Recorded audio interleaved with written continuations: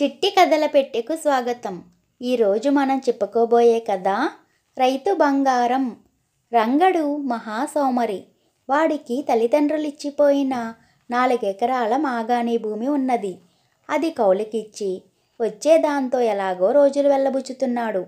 వాడి భార్య మాత్రం పొద్దస్తమానం ఏదైనా వ్యాపారం చేయకూడదా అని పోరుతూ ఉండేది. మనకేం లోటు వచ్చింది, సుఖంగానే ఉన్నాం కదా అనేవాడు రంగడు. సుఖమంటే కూర్చుని తినటమేనా? నాకు కాసుల పేరు వడ్డానం చేయిస్తావని ఎన్నాళ్ళ నుంచో ఎదురు చూస్తున్నాను. నీ ఆదాయం చూస్తుంటే అది ఈ జన్మకు సాధ్యపడేలా లేదు అన్నది రంగడి భార్య. భార్యకు కాసుల పేరు వడ్డానం చేయించాలని రంగడు కూడా అనుకుంటున్నాడు. అప్పుడు ఇరుగు పొరుగులలో తన ప్రతిష్ట పెరుగుతుంది. కానీ ఎంతకాలమైనా వాడి ఆదాయం తినటానికే సరిపోవటం లేదు. డబ్బు ఎలా సంపాదించాలి అని వాడు తన స్నేహితుల్లో ఒకరిని సలహా అడిగాడు. ఆ స్నేహితుడు రకరకాల సలహాలు ఇచ్చాడు. ఒక్కటి రంగడికి రుచించలేదు. నువ్వు చెప్పేవన్నీ కష్టమైన పనులు, అందుకు బోలెడు రోజులు కూడా పడుతుంది. ఒక్క రోజులో సులభంగా డబ్బు సంపాదించే మార్గం చెప్పు అన్నాడు రంగడు. నువ్వు అడిగేది చాలా బాగుంది. ఒక్క రోజులో డబ్బు సంపాదించాలంటే దొంగతనం మినహా వేరే దారి లేదు అన్నాడు స్నేహితుడు. రంగడు దొంగతనం చేయాలనుకున్నాడు. ఉన్న ఊళ్ళో అయితే అందరూ తెలిసిన వాళ్లే కాబట్టి పొరుగురు వెళ్ళాలనుకున్నాడు. మర్నాడు ఉదయమే రంగడు భార్యతో డబ్బు సంపాదించుకురావటానికి పొరుగురు వెళుతున్నాను. రాగానే నీకు కాసుల పేరు వడ్డానం చేయిస్తాను అని ఇంట్లోంచి బయలుదేరాడు. వాడి భార్య ఎంతో సంతోషించింది. మధ్యాహ్నానికల్లా రంగడు పొరుగురు చేరుకున్నాడు. అప్పుడు అక్కడ సంత జరుగుతున్నది. సంతలో ఒక్కొక్కళ్ళనే చాలా జాగ్రత్తగా గమనిస్తున్నాడు రంగడు. అక్కడి వారిలో ఎవరో భాగ్యవంతుల్లా కనబడితే ఆ రాత్రికి వాళ్ళ ఇంట్లో ప్రవేశించి దొంగతనం చెయ్యాలని వాడి ఆలోచన. ఆ సమయంలో వాడికి ఒక రైతు దంపతులు కనిపించారు. వాళ్ళు చూడటానికి పేదవాళ్ళలా ఉన్నారు. కానీ రైతు భార్యతో, ఏమేవ్, సంచిలో ఉన్న కాసుల పేరు వడ్డానం ఇంటికి వెళ్ళగానే జాగ్రత్తగా గూట్లో దాచాలి సుమా అన్నాడు. ఈ మాటలు వినగానే రంగడు ఆగిపోయాడు. వాడు తన సమస్య తీరిపోయినట్లే భావించాడు. తను డబ్బు దొంగిలించి దానితో కాసుల పేరు వడ్డానం చేయించాలనుకుంటున్నాడు. సరాసరి ఆ వస్తువులే దొరుకుతుంటే అంతకన్నా అదృష్టమేముంటుంది? రంగడు రైతు దంపతులను బాగా గుర్తించుకున్నాడు. వాళ్ళనే అనుసరించి తిరగసాగాడు.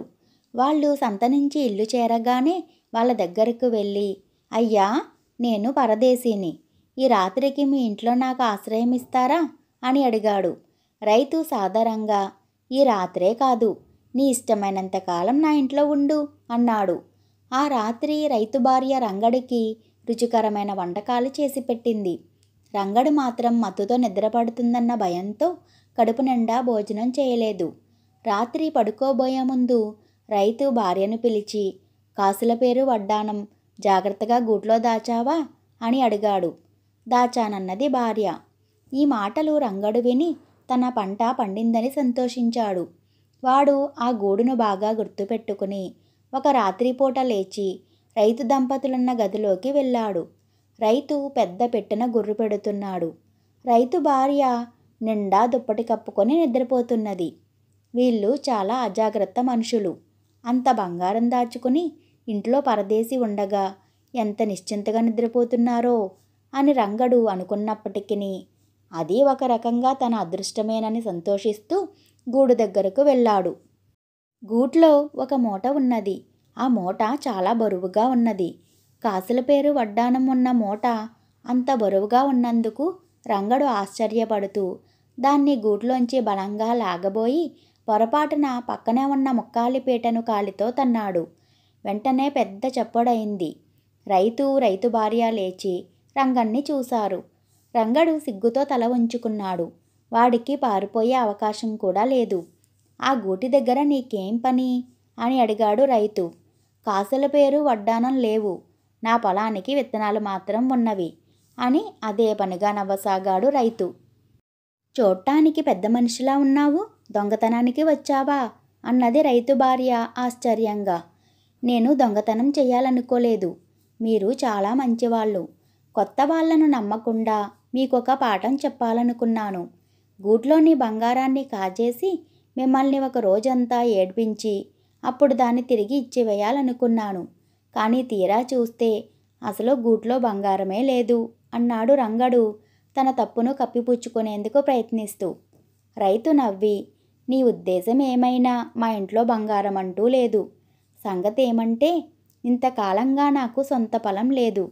4 ఏళ్ల పాటు కౌలుకు ఇతరుల పొలం సాగు చేశాక కొంత డబ్బు కూడబెట్టి ఈ సంవత్సరమే సొంత పొలం కొన్నాను.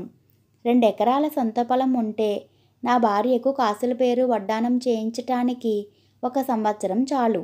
అందుకే ఈరోజు సంతలో విత్తనాలు కొని వాటిని కాసుల పేరు వడ్డానమని ముద్దుగా పిలుస్తున్నాను అన్నాడు. 2 ఎకరాల సొంత పొలంతో 1 సంవత్సరంలో భార్యకు నగలు చేయించగలనని రైతు అనగానే రంగడికి బుద్ధి వచ్చింది. తాను 4 ఎకరాల సొంత పొలం ఉన్న రైతు. సోమరితనం వదిలించుకొని సొంతంగా వ్యవసాయం చేసుకుంటే తను భార్యకు కాసుల పేరు వడ్డానమే కాదు మరికొన్ని నగలు కూడా చేయించవచ్చు. వాడు రైతుకు తన కృతజ్ఞత చెప్పుకొని ఇల్లు చేరి సొంత వ్యవసాయం ప్రారంభించి ఏటేటా భార్యకు కొత్త నగలు చేయించసాగాడు. ఆ తర్వాత రంగడి భార్య ఏనాడు వాణ్ణి ఏదైనా వ్యాపారం చేయమని పోరు పెట్టలేదు. ఈ కథ మీకు నచ్చినట్లయితే లైక్ చేసి షేర్ చేయండి. ఇలాంటి మరిన్ని కథల కోసం మన చిట్టి కథల పెట్టే ఛానల్ను సబ్స్క్రైబ్ చేసుకోండి. మీ అభిప్రాయాలను కామెంట్ రూపంలో తెలియచేయటం మరవకండి. Thank you for watching.